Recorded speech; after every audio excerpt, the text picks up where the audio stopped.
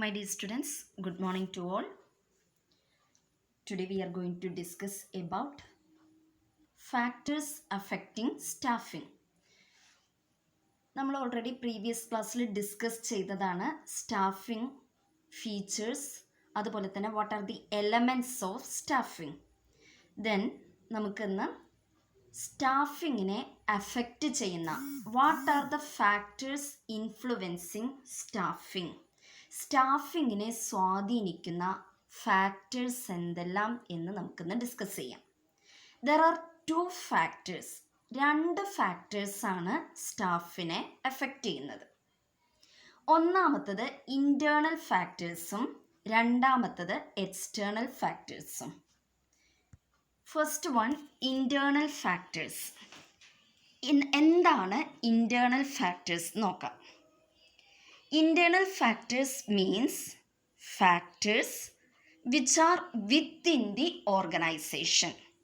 അതായത് internal factors എന്ന് പറയുന്ന ഫാക്ടേഴ്സ് ആ സ്ഥാപനത്തിൻ്റെ ഉള്ളിൽ തന്നെയുള്ള ഫാക്ടേഴ്സാണ്.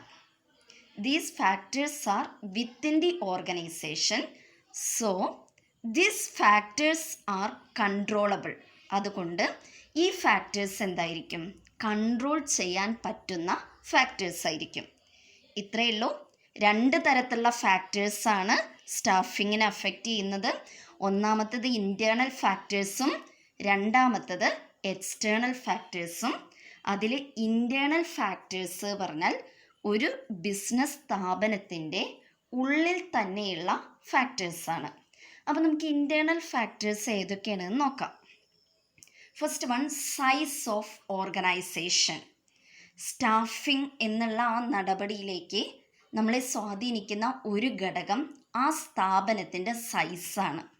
ചിലത് സ്മോൾ സൈസ് ആയിരിക്കാം, അതുപോലെ തന്നെ ചിലത് എന്തായിരിക്കാം? ലാർജ് സൈസ് ഓർഗനൈസേഷൻ ആയിരിക്കാം. അപ്പോൾ നമുക്കറിയാം, ചെറിയ ഓർഗനൈസേഷൻ ആണെങ്കിൽ ഓൾറെഡി വളരെ കുറച്ച് സ്റ്റാഫുകൾ മതി. അതേസമയം വലിയ ഓർഗനൈസേഷൻ ആണെങ്കിൽ അവിടെ അത്രയും സ്റ്റാഫുകളുടെ ആവശ്യമുണ്ട്. Second one, organisational business plan.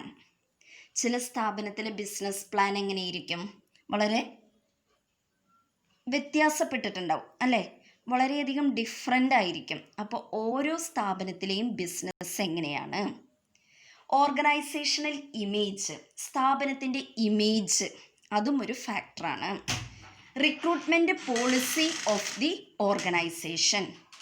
ഓരോ സ്ഥാപനത്തിൻ്റെയും റിക്രൂട്ട്മെൻറ്റ് പോളിസി, അതായത് സ്റ്റാഫുകളെ തിരഞ്ഞെടുക്കുന്ന പ്രൊസീജിയർ എങ്ങനെയാണ്? അതുപോലെ തന്നെ temporary and part time employees. ചില സ്ഥാപനങ്ങളിൽ എങ്ങനെയിരിക്കാം? ടെമ്പററി എംപ്ലോയീസ് മതി, അല്ലെങ്കിൽ പാർട്ട് ടൈം എംപ്ലോയീസ് ആയിരിക്കും വേണ്ടത്. ടെമ്പററി പറഞ്ഞാൽ എന്തായിരിക്കാം? താൽക്കാലിക ജീവനക്കാരനെ ആയിരിക്കാം അപ്പോയിൻ്റ് ചെയ്യുന്നത്. ചിലവിടെ എന്തായിരിക്കാം? പാർട്ട് ടൈം ആയിരിക്കും, കുറച്ച് സമയം മാത്രം വർക്ക് ചെയ്യുന്ന എംപ്ലോയീസിനെ ആയിരിക്കും വേണ്ടത്. കോസ്റ്റ് ഓഫ് റിക്രൂട്ട്മെൻറ്റ് അടുത്തതായിട്ട് സ്വാധീനിക്കുന്ന ഒരു ഘടകം. റിക്രൂട്ട്മെൻറ്റിന് വേണ്ടിയിട്ടുള്ള ചെലവ് എത്രത്തോളം, സ്റ്റാഫുകളെ അപ്പോയിൻമെൻറ്റ് ചെയ്യുന്ന ആ ഫങ്ഷൻ അല്ലെങ്കിൽ ആ പ്രോസസ്സിന് വേണ്ടിയിട്ടുള്ള കോസ്റ്റ് എത്രത്തോളം വേണ്ടിവരും. These are the internal factors within the organisation. ഇത്രയുമാണ് ആ സ്ഥാപനത്തിൻ്റെ ഉള്ളിലുള്ള ഇൻറ്റേർണൽ ഫാക്ടേഴ്സ്. ഇത്രയും ഫാക്ടേഴ്സ് സ്റ്റാഫിങ്ങിനെ സ്വാധീനിക്കുന്ന ഘടകങ്ങളാണ്. സ്ഥാപനത്തിൻ്റെ ഉള്ളിലുള്ള ഘടകങ്ങളായ കാരണം നമുക്ക് ഓൾറെഡി ഈ ഫാക്ടേഴ്സ് കൺട്രോൾ ചെയ്ത് നിർത്താനായിട്ട് പറ്റും. അപ്പോൾ നമുക്കിനി എക്സ്റ്റേണൽ ഫാക്ടേഴ്സ് എന്താണെന്ന് നോക്കാം. നമുക്കറിയാം, internal factors within the organisation ആണെങ്കിൽ എക്സ്റ്റേണൽ ഫാക്ടേഴ്സ് എന്തായിരിക്കാം? Outside the organisation. സ്ഥാപനത്തിൻ്റെ പുറത്തുള്ള ഫാക്ടേഴ്സാണ്.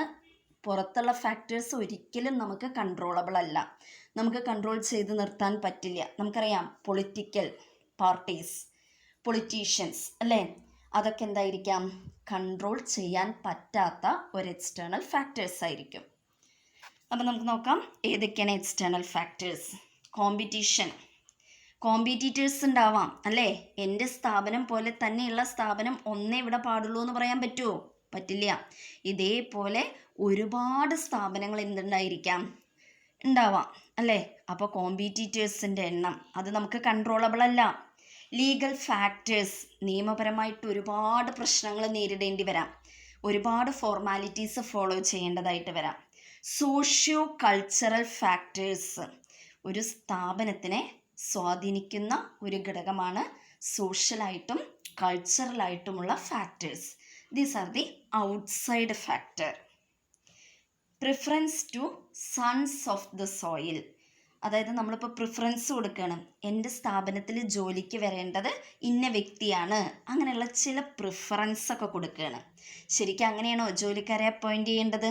അല്ലല്ലോ. റൈറ്റ് ടൈമിൽ ആ കറക്റ്റായിട്ടുള്ള പൊസിഷനെ യോജിച്ച ഒരു എംപ്ലോയിയാണ് വേണ്ടത്. അപ്പോൾ നമ്മൾ ചിലവരെയൊക്കെ പ്രിഫറൻസ് കൊടുക്കുകയാണ്, എൻ്റെ പരിചയത്തിൽ ഒരാളുണ്ട്, അവരെ ജോലിക്ക് കയറ്റണം എന്നൊക്കെ പറഞ്ഞിട്ട്. ദെൻ എക്സ്റ്റേണലായിട്ട് വരുന്ന കുറേ സ്വാധീനങ്ങൾ, ഫോർ എക്സാമ്പിൾ പൊളിറ്റിക്കൽ ഇൻ്റർഫിയറൻസ്. അതുപോലെ തന്നെ കമ്പനിയുടെ ഇമേജ്, കമ്പനിയുടെ ഗുഡ് വില്ലിനെ സ്വാധീനിച്ചിരിക്കും. ലെവൽ ഓഫ് ടെക്നോളജി, സ്ഥാപനത്തിൻ്റെ ടെക്നോളജി എന്തായിരിക്കാം? മാറി മറിഞ്ഞു വരികയാണ് അല്ലേ? അപ്പോൾ ആ ടെക്നോളജി ഒരു ഫാക്ടറാണ്. These are the external factors affecting സ്റ്റാഫിനെ സ്വാധീനിക്കുന്ന ഘടകങ്ങൾ. ദർ ആർ 2 ഇൻറ്റേർണൽ ഫാക്ടേഴ്സ്, അതുപോലെ തന്നെ എക്സ്റ്റേണൽ ഫാക്ടേഴ്സ്. ഇനി നമുക്ക് സ്റ്റാഫിംഗ് ഫങ്ഷൻ എന്ന് പറഞ്ഞ ഒരു ടോപ്പിക്കും കൂടി നോക്കാം. What are the staffing function? സ്റ്റാഫിങ്ങിലെ എന്തൊക്കെ ഫങ്ഷൻസ് ആണ് ഉള്ളത്? 4 ഫങ്ഷൻസ് ആണുള്ളത്. First one job analysis, second one manpower planning, third one recruitment, last one selection.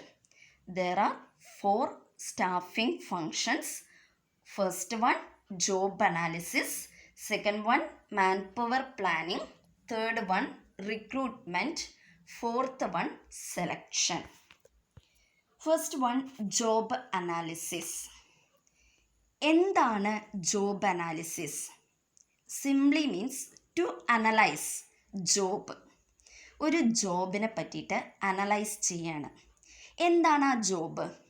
ജോബിൻ്റെ ഡ്യൂട്ടീസ് എന്തെല്ലാം, അതുപോലെ തന്നെ റെസ്പോൺസിബിലിറ്റീസ് എന്തെല്ലാം, ആ ജോബുമായി റിലേറ്റ് ചെയ്തിട്ടുള്ള ഓപ്പറേഷൻസ് എന്തെല്ലാം, ഇത്രയും സ്റ്റഡി ചെയ്ത് വേണ്ട ഇൻഫർമേഷൻസ് കളക്ട് ചെയ്ത് അനലൈസ് ചെയ്യുന്നതിനെ പറയുന്ന പേരാണ് ജോബ് അനാലിസിസ്.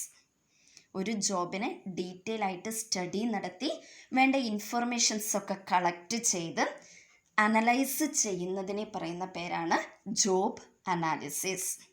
ഫസ്റ്റ് ഡെഫിനിഷൻ നോക്കാം. Job analysis is the process of studying and collecting information relating to the operations and responsibilities of a specific job. Job analysis എന്ന് പറഞ്ഞു കഴിഞ്ഞാൽ is the process of studying and collecting information. ഒരു ജോബിനെ പറ്റിയിട്ട് study നടത്തി വേണ്ട ഇൻഫർമേഷൻസൊക്കെ collect ചെയ്ത് അത് നല്ല രീതിയിൽ വിശകലനം ചെയ്യാം. അനാലിസിസ് മീൻസ് വിശകലനം ചെയ്യുന്ന ആ പ്രോസസ്സിനെ പറയുന്ന പേരാണ് ജോബ് അനാലിസിസ്. ഒരു ഡെഫിനേഷനും കൂടിയുണ്ട്. Job analysis is the process of critically evaluating the operations, duties and responsibilities of the job. Job analysis എന്ന് പറഞ്ഞാൽ വളരെ ക്രിട്ടിക്കലായിട്ട് സൂക്ഷ്മമായി വിശകലനം ചെയ്യണം ഓരോ ജോബിനെയും. ആ ജോബുകളിൽ വരുന്ന ഡ്യൂട്ടീസ്, റെസ്പോൺസിബിലിറ്റീസൊക്കെ വളരെ കൃത്യതയോടുകൂടി സൂക്ഷ്മമായി വിശകലനം ചെയ്യുന്ന ആ പ്രോസസ്സിനെ പറയുന്ന പേരാണ് job analysis. Then last one, ഇങ്ങനെ ജോബ് അനാലിസിസ് നടത്തുമ്പോഴുള്ള പ്രോസസ്സ് എങ്ങനെയാണ്? What are the steps in job analysis? What are the job analysis പ്രോസസ്സുകൾ എന്തൊക്കെയാണ് നോക്കാം. നമുക്കറിയാം, ഒരു ജോബിനെ പറ്റി നന്നായി പഠിക്കണം എന്നുണ്ടെങ്കിൽ എന്ത് ചെയ്യണം? ആ ജോബിനെ പറ്റിയുള്ള എല്ലാ ഡീറ്റെയിൽസും കളക്ട് ചെയ്യാം. സെക്കൻഡ് വൺ എന്ത് ചെയ്യണം? ഡീറ്റെയിൽസൊക്കെ കളക്ട് ചെയ്തതിന് ശേഷം ആ ജോബിനെ പറ്റിയിട്ട് നമ്മളൊരു ഡിസ്ക്രിപ്ഷൻ തയ്യാറാക്കും, ഒരു വിവരണം തയ്യാറാക്കും. അതിനുശേഷം ഓരോ സ്പെസിഫിക്കേഷൻസ്, ഓരോ ജോബ് സ്പെസിഫിക്കേഷനെയും പറ്റിയിട്ടും ഒരു വിവരണം നമ്മൾ തയ്യാറാക്കി വയ്ക്കും. ഫോർ എക്സാമ്പിൾ ഫിനാൻസ് ഡിപ്പാർട്ട്മെൻറ്റ്, ആ ഡിപ്പാർട്ട്മെൻറ്റിൽ തന്നെ വേറെ കുറേ ഡിപ്പാർട്ട്മെൻറ്റുകൾ വരാം. അതായത് അതിൻ്റെ കീഴിൽ കുറേ ജോലിക്കാരുണ്ടാവാം.